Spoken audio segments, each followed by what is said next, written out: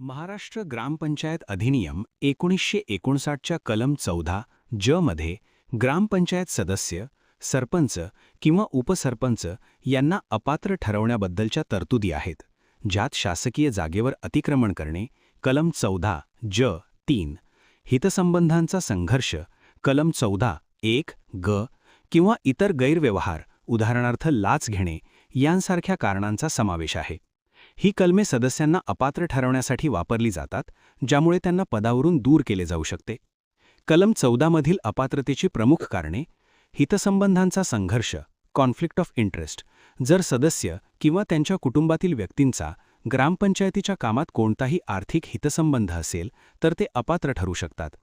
शासकीय जागेवर अतिक्रमण: ग्रामपंचायत सदस्य, सरपंच किंवा उपसरपंचांनी शासकीय जागेवर अतिक्रमण केल्यास त्यांना कलम 14 ज 3 नुसार अपात्र ठरवले जाऊ शकते.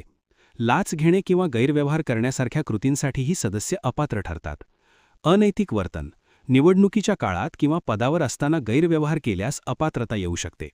उदाहरणार्थ, कलम 14 1 जी नुसार ग्रामपंचायत सदस्याचा किंवा त्याच्याशी संबंधित व्यक्तीचा ग्रामपंचायत कामाशी संबंधित अशा कोणत्याही करारात किंवा कामात हितसंबंध इंटरेस्ट असल्यास तो अपात्र ठरतो. हा व्हिडिओ आवडल्यास लाईक करा, सबस्क्राईब करा आणि शेअर करायला विसरू नका. कायदेशीर माहितीसाठी आपला चॅनल फॉलो करा.